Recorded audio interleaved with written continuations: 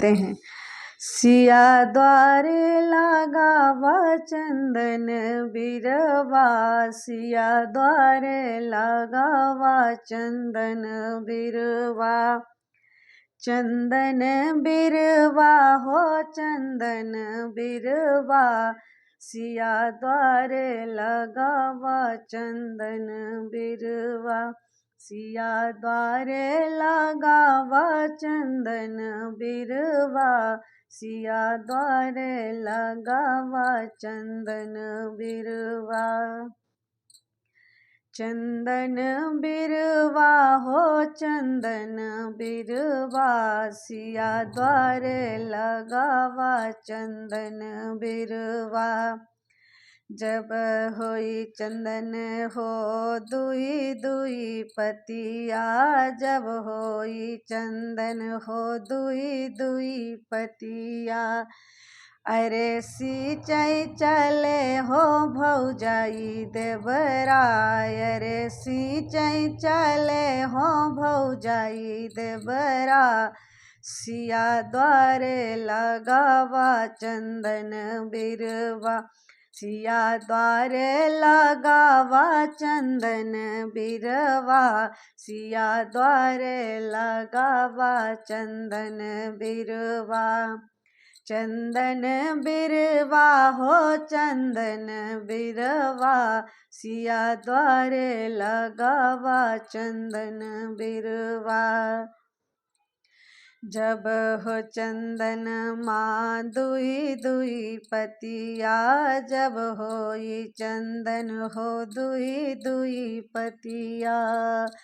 अरे सिंचाई चले हो भौजाई देवरा, अरे सिंचाई चले हो भौजाई देवरा।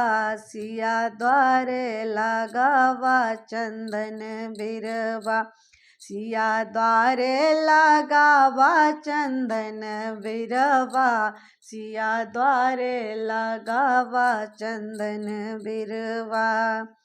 जब हो चंदन माँ फूटी डरैया, जब चंदनवा माँ फूटी डरैया। अरे झूले चले हो भौजाई देवरा, सिया द्वारे लगावा चंदन बिरवा, सिया द्वारे लगावा चंदन बिरवा, सिया द्वारे लगावा चंदन बिरवा। जब हो चंदनवा में फूटी डरैया, जब वही चंदनमा फूटी डरैया। अरे झूले चले हो भौजाई देवरा, अरे झूले चले हो भौजाई देवरा। सिया द्वारे लगावा चंदन बिरवा, चंदन बिरवा हो चंदन बिरवा, सिया द्वारे लगावा चंदन बिरवा, सिया द्वारे लगावा चंदन बिरवा, सिया द्वारे लगावा चंदन बिरवा। जब हुई चंदन के टूटी डरैया, जब वही चंदन के टूटी डरैया। अरे तारी भाई भौजी ऊपर देवरा, अरे तारी हैं भौजी ऊपर देवरा। सिया द्वारे लगावा चंदन बिरवा, सिया द्वारे लगावा चंदन बिरवा, सिया द्वारे लगावा चंदन बिरवा। जब वही चंदन के टूटी डरैया, जब वही चंदन के टूटी डरैया।